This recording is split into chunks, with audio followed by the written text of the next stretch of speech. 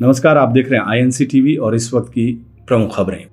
Corona virus की दूसरी लहर ने भारत में कहर बरपा दिया है। बीते 2-3 दिनों की कमी के बाद एक बार फिर से कोरोना के नए मामलों में बड़ी उछाल देखने को मिली है। भारत में कोरोना की दूसरी लहर ने अब तक के सारे रिकॉर्ड तोड़ दिए हैं और एक दिन में बुधवार को 4.12 लाख से अधिक नए केस और करीब 4,000 मौतें हुई हैं। बता दें कि कोरोना महामारी की शुरुआत के बाद से एक दिन में मिलने वाले कोरोना केस और मौतों की यह सबसे ज्यादा संख्या है। देर आए दुरुस्त आए। अदालतों के फटकार के बाद चुनाव आयोग संयम से काम ले रहा है। निर्वाचन आयोग ने बुधवार को लोकसभा की 3 और विधानसभा की 8 सीटों पर होने वाली उपचुनाव को टालने का फैसला ले लिया है। यह फैसला देश में कोरोना महामारी के बढ़ते हुए मामलों को देखते हुए लिया गया है। चुनाव आयोग ने कहा है कि महामारी की स्थिति में सुधार होने तक चुनावी प्रक्रिया शुरू करना उचित नहीं होगा। हमारे देश की स्वास्थ्य व्यवस्था का हाल देखना है तो गांव, छोटे छोटे कस्बों से लेकर बड़े शहरों में आज आप चले जाइए, स्वास्थ्य सेवाओं के हाल बेहाल है, बद से बदतर है। मध्य प्रदेश के मालवा जिले के एक गांव में खेत में अस्पताल है, पेड़ों पर उपचार के लिए बोतलें हैं।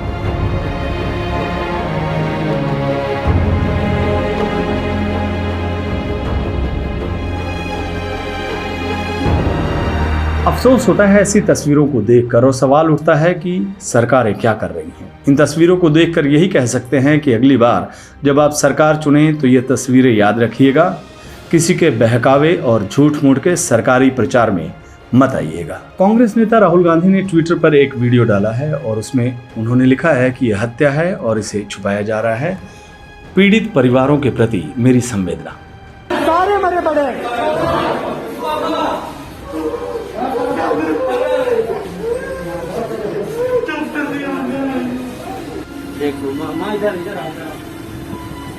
डेड डेड सब ऐसे ही पड़े रहे।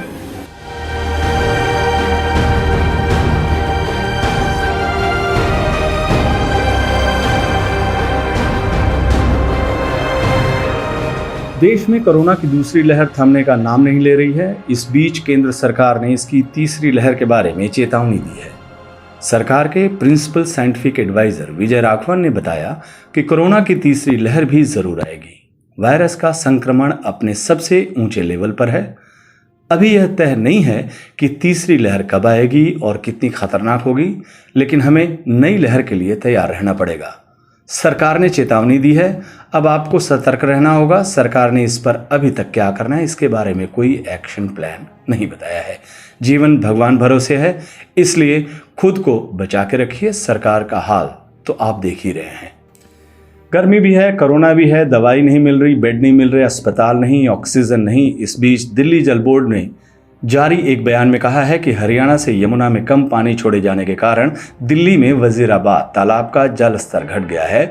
दिल्ली जल बोर्ड ने बुधवार को कहा कि हरियाणा से यमुना में कम पानी छोड़े जाने की वजह से राष्ट्रीय राजधानी के कई हिस्सों में अगले 3 दिनों तक पेयजल की आपूर्ति प्रभावित रहेगी। यह स्थिति पिछले कई दिनों से बनी हुई है, लेकिन दिल्ली सरकार और हरियाणा सरकार के बीच आपसी तालमेल नहीं बन पाने का खामियाजा दिल्ली वासियों को उठाना पड़ रहा है। दिल्ली की सीमाओं पर किसानों के धरनों को 5 महीने से ज्यादा हो गया है। ऐसे में लगातार प्रदर्शन के चलते सड़कें भी बंद हैं। दिल्ली में लगातार दूसरे राज्यों से ऑक्सीजन के टैंकर दिल्ली की सीमा में प्रवेश कर रहे हैं। किसानों का कहना है कि उन्होंने अपनी तरफ से रास्ता खोल दिया है, लेकिन दिल्ली पुलिस ने अपने बैरिकेड्स नहीं हटाए हैं, जिसकी वजह से ऑक्सीजन के टैंकर्स को आने जाने में परेशानी हो रही है। संयुक्त किसान मोर्चा के अनुसार आंदोलन को 5 महीने से अधिक समय हो गया है। वहीं किसानों के साथ लोकल लोगों की लगातार हमदर्दी और समर्थन मिल रहा है। बीजेपी के कार्यकर्ताओं ने किसानों के धरने को स्थानीय लोगों के भेष में आकर उठवाना चाहा, पर वे असफल रहे। ये कहना है किसान मोर्चा का।